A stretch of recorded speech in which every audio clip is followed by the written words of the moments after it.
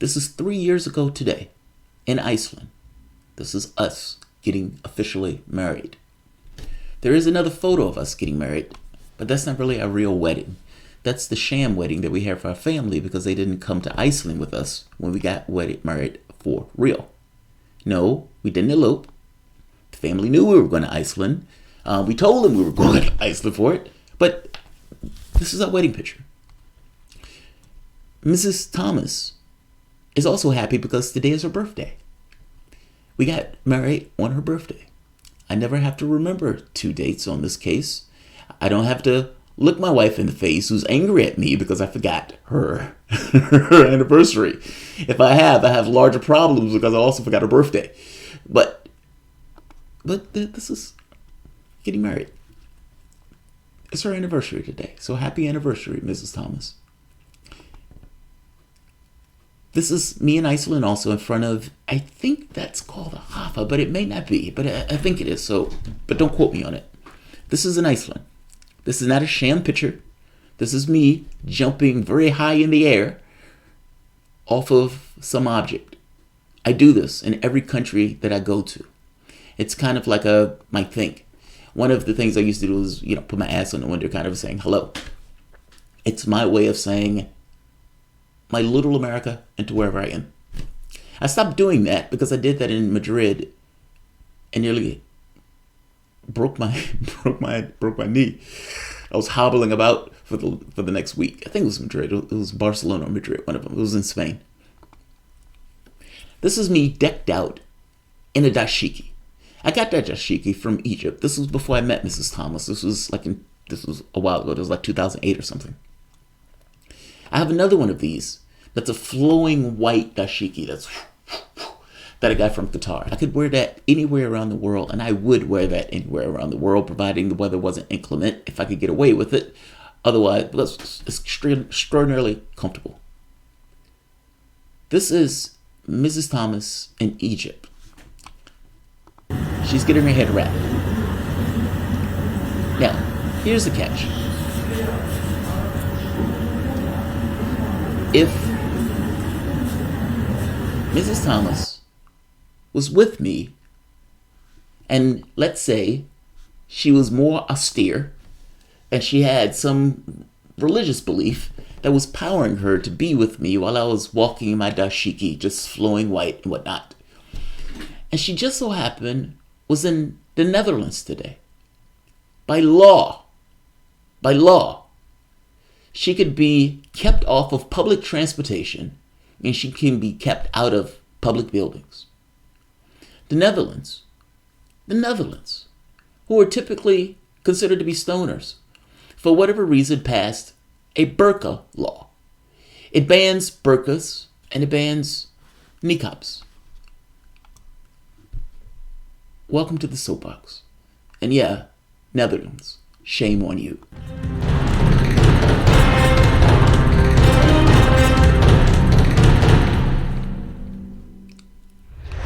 My name is Jamarl Thomas. This is the Progressive Soapbox. Groundhog's Day. Guys, if you enjoy this content, you find yourself coming back to this channel often, please consider liking this video, sharing this video, and please consider supporting this content through PayPal or Patreon. Not to mention, subscribe. We're trying to push this content and increase our subscription base. I'm not going to keep this video long, but I wanted to do this video because I wanted to make it very clear, shame on you. From the United States, thousands of miles away, shame on you. Shame on you. You know, France has a law that I've been noted to before that bans burqas and niqabs, and not just in public places, but just in general. There are these, images, these photos, these videos of women on the beach, Muslim women in niqabs, and French cops running out of nowhere, reaching. Why? Not to get a suntan, but to snatch it off of her head. Like, it's extraordinary. You are now passing a law that prevents a person from their religious beliefs. And by the way, before you ask, well, wait a minute, if you're passing a law on this, this has to be a major, major problem. I mean, God, this has to be a major issue. I mean, these people have to be all over the place. Not being able to see their faces is so dispiriting and it weirds me out. Do you realize that the number of people they're talking about is between 100 to 400 out of 17 million? Out of 17 million people, you're talking about 100 and 400 people, and you literally passed a law for this. You passed a law for this. Do you know one of the racist people there in one of the parties, in one of the conservative newspapers, comes out and says, yeah, now we need to get that head wrap. We need to get the head wrap. Good job on, stopping those Muslims and those burqas and all. Those burqas are unsettling to me. I can only see their eyes. It freaks me out. So good job on that. Now we need to stop the headscarves. We need to go after the headscarves. This is sad. And you should be ashamed of yourselves for passing a law like this. There's no excuse.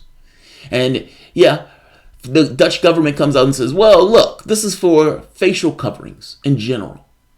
But the catch here is, when you're getting on a bus, you can take your head off, you can take your scarf off, all that stuff. But there's certain groups of the population that won't do that and would be put off by doing that because of various religious beliefs. Now look, it's not that I love the religious beliefs.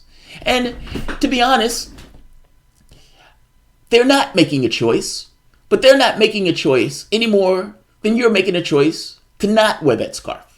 I hope you understand what I mean.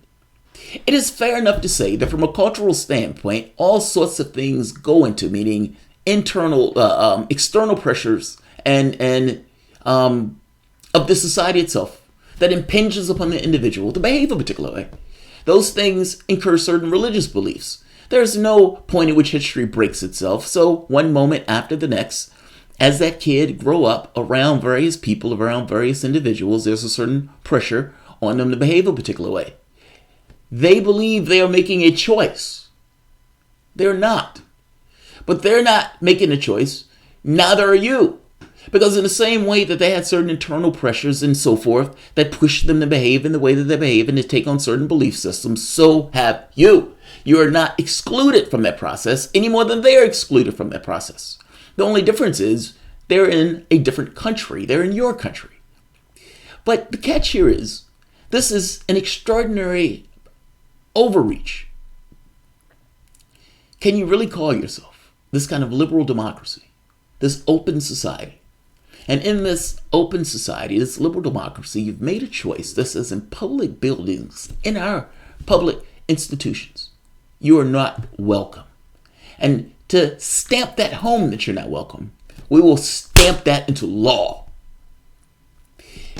Interesting to note, the cops and the public transportation officials have said this is unworkable.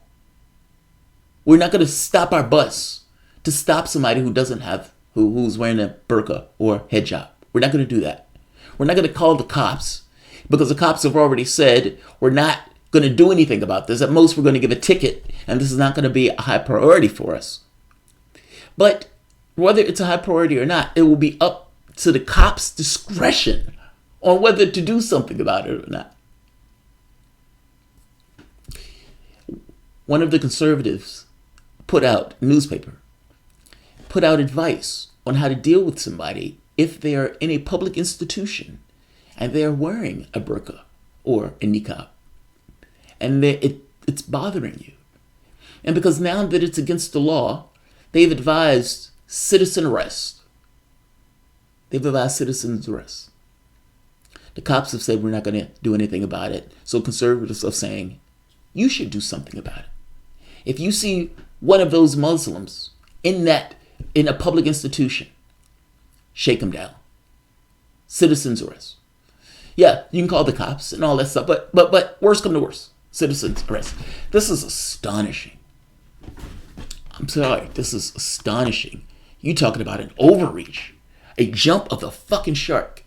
You are literally putting into law something that's only going to affect 100 to 400 people, and those people entirely of a religious persuasion. I just find it to be astonishing. I find it to be astonishing. Is that just me? Like, I can't be the only one that finds this to be a massive jump of the shark. Dutch ban on burqas and niqabs takes effect. As ban comes into force, hospitals and public transportation sector say they would not deny services to burqa-clad women. But the point is they could. The point is they could.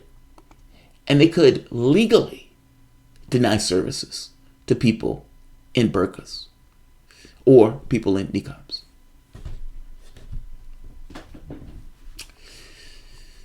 Shame. Shame. Shame. This is extraordinary. From now on, wearing clothing which covers the face is banned in educational facilities, public institutions and buildings, as well as hospitals and public transport, the Dutch Interior Minister said in a statement. If you are a Muslim, you may be declined from getting on a bus. Or let's say a Muslim in a burqa.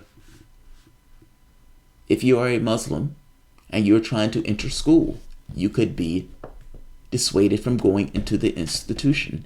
If you are trying to get into a hospital, legally, you can be prevented into going to all of these institutions while you are wearing a burqa or a niqab, essentially while being a Muslim. One of the Muslim parties has said, any fine that you get from this, we will pay. And they're essentially apoplectic that this has gone into effect. Bad move. Bad move. And shame on you.